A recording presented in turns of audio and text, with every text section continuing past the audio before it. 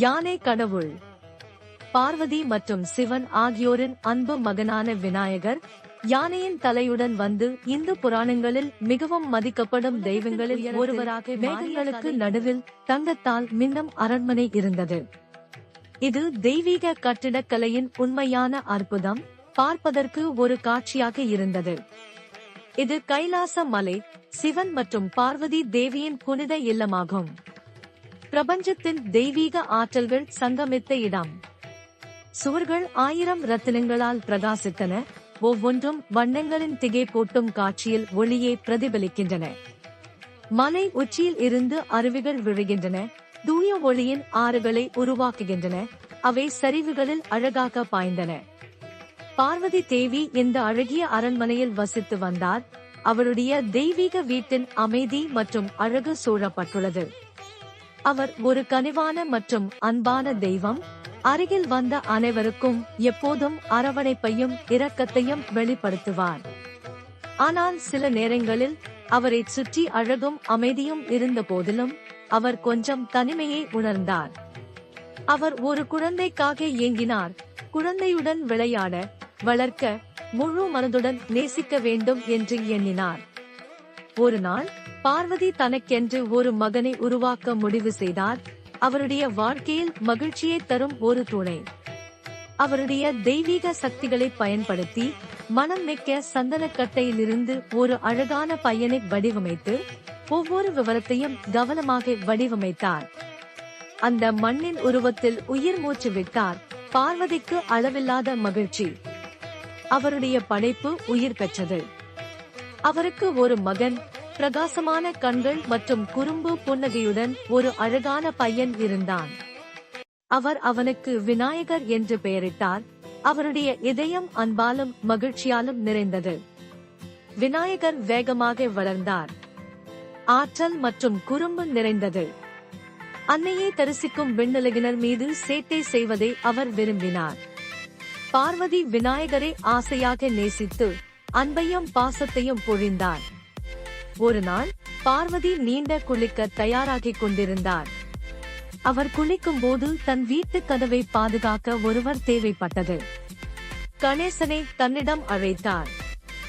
என் அன்பு மகனே, இந்த கதவை நீ காக்க வேண்டும். யாராக இருந்தாலும் உள்ளே நுழைய விடாதே என்றார். விநாயகர் கீழ்ப்படுதலுடன் குளியலறைக்கு வெளியே தனது பதவியை ஏற்றார்.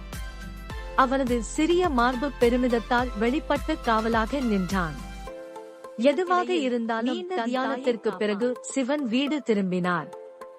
அவர் தனது அன்பு மனைவியை பார்க்க ஆவலுடன் இருந்தார். என்ன நடந்தது என்று தெரியாமல் பார்வதியின் அறையை நோக்கி நடந்தார். சிவன் கதவை நெருங்கியதும் விநாயகரால் தடுத்து நிறுத்தப்பட்டார். நில்! சிறுவன் கட்டளையிட்டான். என் அம்மா குளிக்கிறார், நீங்கள் நுழைய உள்ளே முடியாது. சிவனார் திடுக்கிட்டார். அவர், பாலகனே, இதற்கு முன் பார்த்ததில்லை. என்னை தடுக்க நீ யார்? நான் சிவன், இது என் வீடு. சிவபெருமானின் குரல் அரண்மனை முழுவதும் அவரது எதிரொலித்தது. ஆனால் விநாயகர் நிலைத்து நின்றார். என் அம்மாவின் உத்தரவு முழுமையானது என்று அவர் அறிவித்தார். யாரும் நுழைய முடியாது. சிவன் விநாயகரிடம் தர்க்கம் செய்ய முயன்றார். ஆனால் சிறுவன் உறுதியாக இருந்தான். விநாயகர் அம்மாவின் அறிவுறுத்தலின்படி நுழைவாயிலை காத்து உறுதியாக நின்றார். சிவனுக்குள் விரக்தி பொங்கியது. இந்த குழந்தை ஏன் மிகவும் பரிச்சயமாக தெரிகிறான் என்று அவரால் புரிந்து கொள்ள முடியவில்லை. இத்தனை நாள் பிரிந்து இருந்த அவர் இப்போது தன் மனைவியை கூட பார்க்க முடியவில்லை. அவர் உள்ளத்தில் ஏக்கம் தாங்க முடியாமல் பெருகியது. கோபத்தால் கண்மூடித்தனமாக சிவன் தனது வலிமை மிக்க திரிசூலத்தை வரைந்தார். அந்த ஆயுதம் தெய்வீக ஆற்றலால் விழுந்தது. அவரது உள்ள கொந்தளிப்பை பிரதிபலித்தது. தெய்வீக கோபத்தில் அவர் விநாயகரை அடித்தார். வேலை நிறுத்தத்தின் சக்தி மகத்தானது. சிவனின் உள்ளிழுத்த உணர்ச்சிகளால் தூண்டப்பட்டது. சிறுவன் மீண்டும் விழுந்தான். அவரது உயிர் சக்தி அணைந்தது. அந்த காட்சி மனதை கவரும் வகையில் இருந்தது. ஒரு இளம் வாழ்க்கை நொடி பொழுதில் பறிபோனது. சத்தம் கேட்ட பார்வதி குளித்துவிட்டு வெளியே வந்தார். ஏதோ பயங்கரமான சம்பவம் நடந்ததை உணர்ந்த அவர் இதயம் துடித்தது.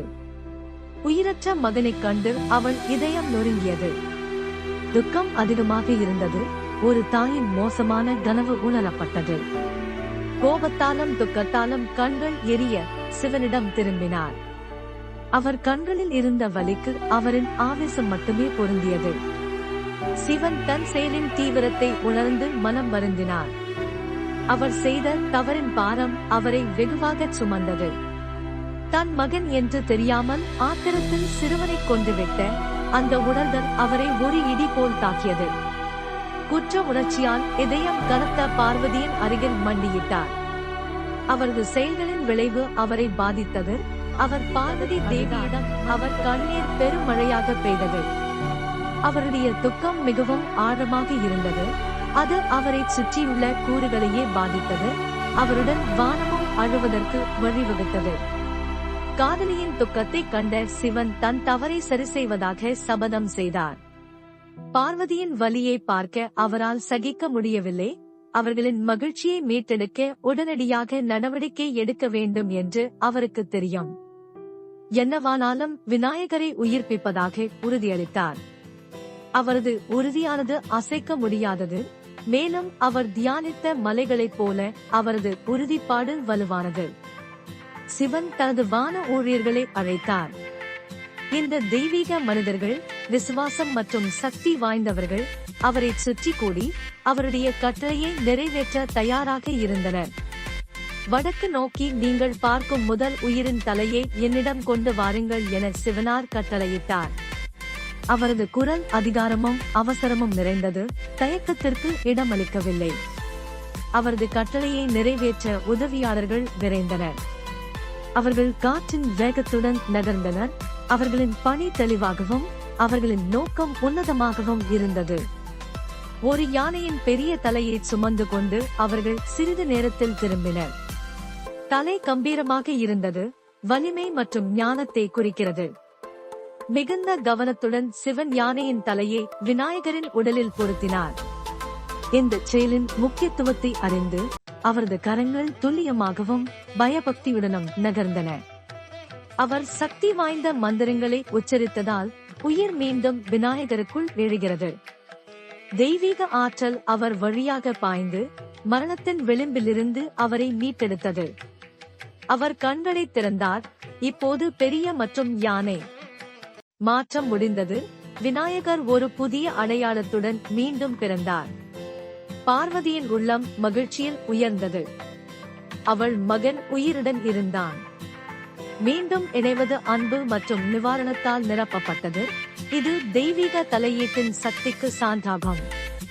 அன்று முதல் விநாயகர் தடைகளை நீக்குபவர், ஞானம் மற்றும் புதிய தொடக்கங்களின் கடவுள் என்று அறியப்பட்டார். எண்ணற்ற பக்தர்களுக்கு உத்வேகம் அளித்த அவரது காட்சிக்கு முன் அவர் வணங்கப்படுகிறார். அவரது யானை தலை மன்னிப்பு மற்றும் இரண்டாவது வாய்ப்புகளின் மாற்றும் சக்தியை நினைவூட்டுகிறது. அவரது இருப்பு வெற்றியை உறுதி செய்வதற்கும் தடைகளை நீக்குவதற்கும் அழைக்கப்படுகிறது. சவால்களை எதிர்கொள்ளும் போது விநாயகரை நினைவு செய்யுங்கள். அவருடைய ஆசீர்வாதங்கள் கடினமான காலங்களில் உங்களுக்கு வழிகாட்டும், ஞானத்தையும் வலிமையையும் வழங்கும். எந்தவொரு தடையையும் கடந்து உங்கள் கனவுகளை அடைய அவர் உங்களுக்கு உதவுவார். அவருடைய சக்தியை நம்புங்கள். அவருடைய கதை உங்களை விடாமுயற்சியுடன் ஊக்கப்படுத்தட்டும்.